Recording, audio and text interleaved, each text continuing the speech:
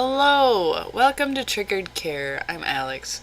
Today I'm going to be talking about 4 different levels of disassociation, and as a disclaimer, I am not a doctor. This is just from my own experience of dealing with disassociation, so do not use this as a replacement for talking to an actual doctor about it. But I just wanted to share my experiences with disassociation, so let's get into it. So for me, I've noticed that I have about 4 different levels of disassociation that I suffer from. The first lowest level would be like the zoning out level, where you're daydreaming a lot, you get lost in thought a lot, difficulty hearing people, like you have to ask people to repeat themselves because things are just not getting absorbed into your brain. Like you're just kind of off in a different world, but you're still able to ground and reconnect for when you need to. The next level kind of goes a step beyond that of emotional and physical disassociation. Your hearing and seeing is even more impaired, harder to come back from. For me, sometimes my vision just blacks out with my eyes open, and that's a little bit more severe than just the daydreaming and all of that, where it's like you can't see. And now when you ask somebody to repeat themselves, you have to do it 5-10 times in a row because your brain is just not responding at all. I also rock back and forth a bit in the second level of disassociation. This is where some of the self-comforting behaviors will start coming in, where a lot of that is subconscious, you're not aware of it. Or I'll rub my neck. That's when you start getting more anxious about being disassociated, a little bit more flashbacky, that sort of deal. Pinching yourself, biting your lips or fingernails is also on this level. And then, flashbacky. Feeling overwhelmed or completely numb. The next level for me, in my experience, is the losing time level. And this is where the memory is completely lost for an amount of time, like a blackout that you come out of confused and scared. This has been happening to me a little bit in the last week, usually in the mornings, and it is very... I'm trying to describe it. Like, when you lose time, first, when you come back, there's a subtle amount of panic that washes over you, because then you realize, oh my god, I just lost a considerable chunk of time. Like, I just lost that time. I have no idea what I did during that time. I don't know how I got here. I don't know what happened to the 3 hours or 2 hours, because last time I was aware it was much earlier in the day. And so this is getting to really deep disassociation levels when your brain blacks out and you lose time. And it's actually a symptom, or it can be an indicator for having conversion disorder, which I also have.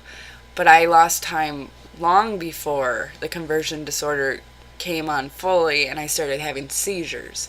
I've been losing time, I don't even know, forever. Since I was a little kid, I've lost time like this.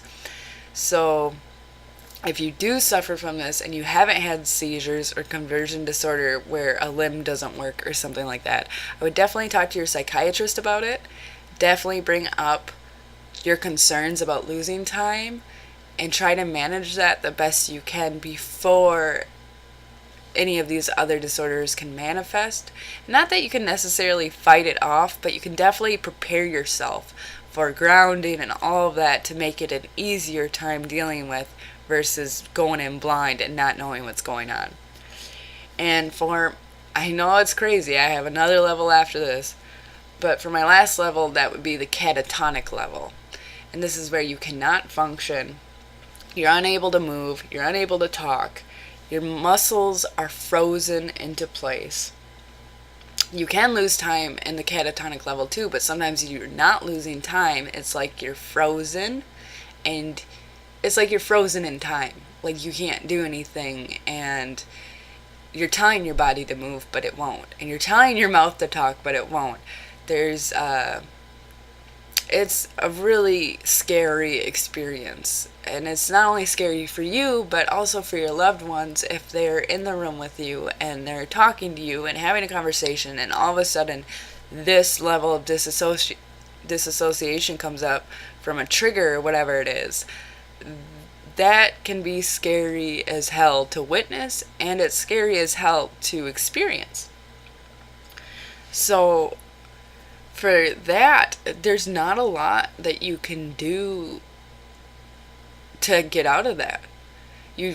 That's the sort of disassociation, along with losing time, where you just have to wait it out. And then afterwards, you self-care. You bombard yourself with self-caring stuff. You talk to your inner child. You go, hey, what's up? Because for me, part of that, and this is just a theory, okay? This is just one of my crazy, not even a theory, it's one of my hypotheses, that when disassociation does come on like that, it's partly due to your inner child kind of taking over your body and being like, this is my body, and trying to process through those old emotions that they couldn't process through before.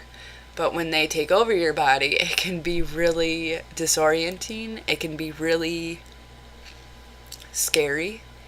And then not only that, you feel guilty and you feel shame for being different, for being not only different, but like a prisoner in your own body, and being a slave to your triggers and your emotions and all of this stuff. It's really hard.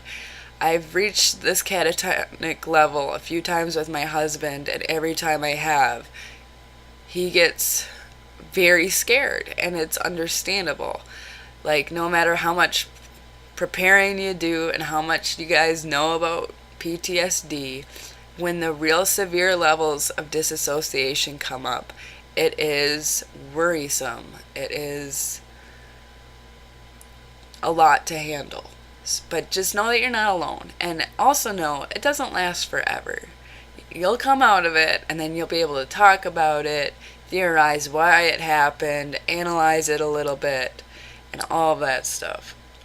So, that was my take on disassociation levels. Feel free to share your disassociation stories down below in the comments if you'd like. You can always send me an email. The Discord servers are linked down below as well. And have a good one.